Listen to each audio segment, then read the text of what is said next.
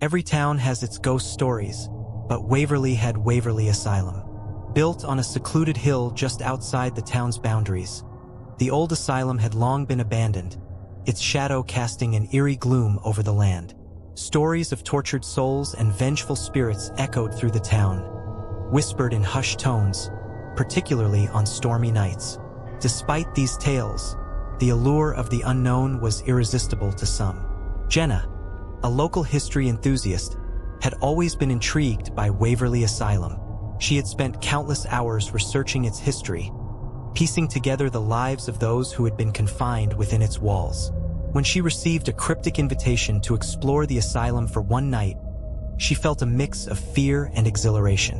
The letter, written in elegant, old-fashioned script, promised revelations about the asylum's darkest secrets. Come alone if you wish to uncover the truth. Midnight, October 31st. Waverly Asylum. Jenna decided to accept the invitation, driven by a curiosity that outweighed her fear. She prepared herself for the night, packing a flashlight, her journal, and a camera, and set out just as the last light of day faded from the sky. The asylum loomed ahead, its silhouette jagged against the moonlit sky.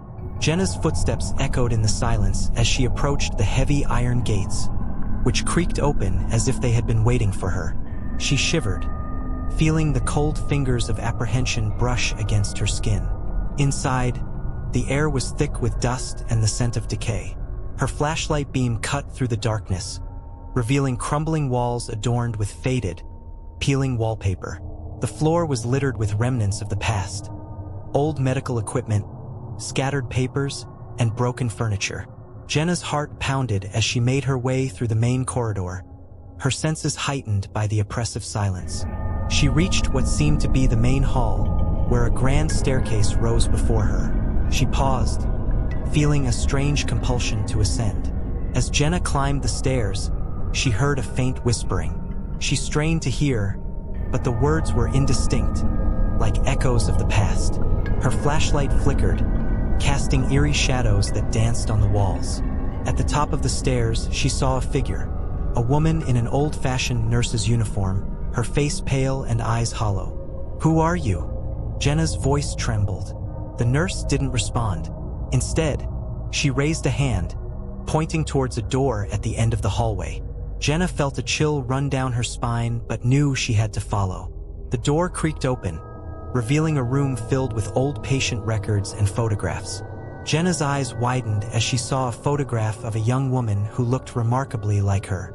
The name beneath the photo read Amelia Harper, a patient admitted in 1932. The resemblance was uncanny. Jenna's mind raced as she flipped through the records, discovering that Amelia Harper had been committed for claiming to hear voices and see spirits. The records detailed her deteriorating mental state and eventual disappearance. The last entry was a chilling note from the asylum's head doctor, hinting at unethical experiments conducted in secret. Suddenly, the temperature dropped, and Jenna's breath formed visible puffs in the air. The whispers grew louder, surrounding her.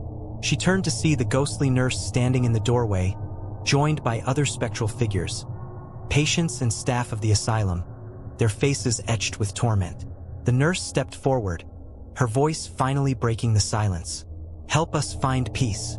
Jenna realized the spirits were trapped, their suffering tied to the atrocities committed in the asylum.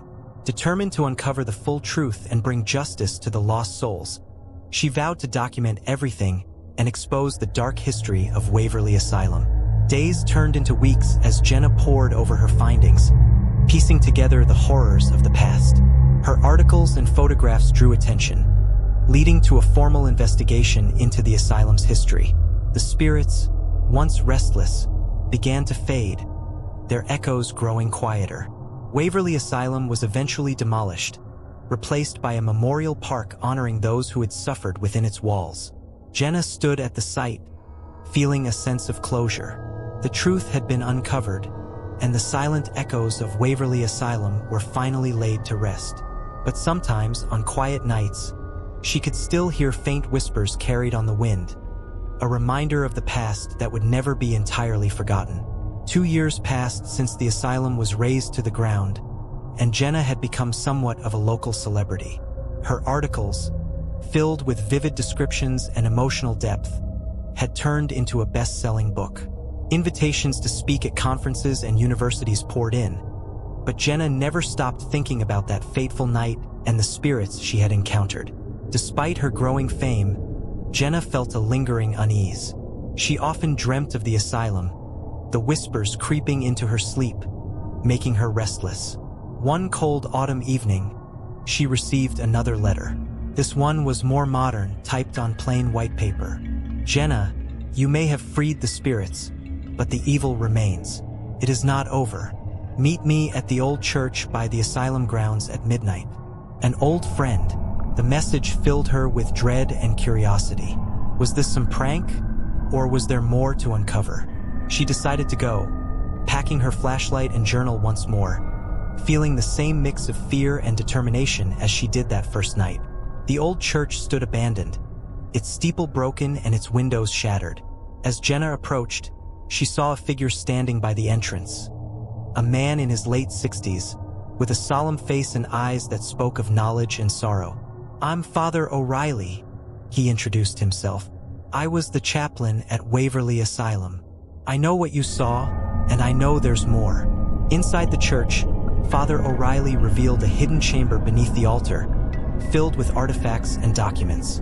He explained that the asylum had been built on cursed land, a site of ancient rituals long before the town existed. The spirits of the patients were not the only entities trapped. Darker forces had been awakened by the suffering inflicted within the asylum's walls.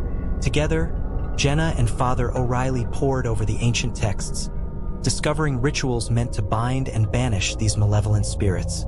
As midnight approached, they prepared to perform the ritual, gathering the necessary items and setting up a protective circle within the church. The air grew heavy with anticipation as they began. Candles flickered, and shadows seemed to move with a life of their own. Jenna chanted the incantations, feeling a force pushing back against her words.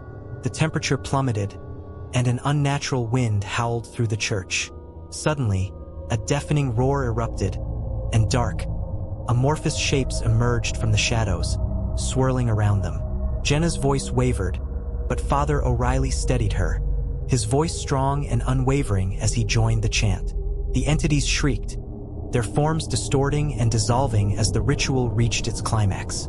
With a final, piercing scream, the darkness was sucked into the ground, the air clearing, and the oppressive weight lifting from Jenna's chest. Exhausted, but relieved, Jenna and Father O'Reilly sat in silence, the candlelight casting a warm, soothing glow. The curse had been lifted, and the land was finally at peace. Jenna knew her journey was over, the final chapter of Waverly Asylum written and closed. As she walked away from the church, Jenna felt a profound sense of relief. The whispers were gone, replaced by a peaceful silence. Waverly Asylum was no longer a place of horror but a memory, a story that had finally found its end. Yet, as she glanced back one last time, she couldn't help but feel that her life had been irrevocably changed, bound to the history she had uncovered and the spirits she had freed.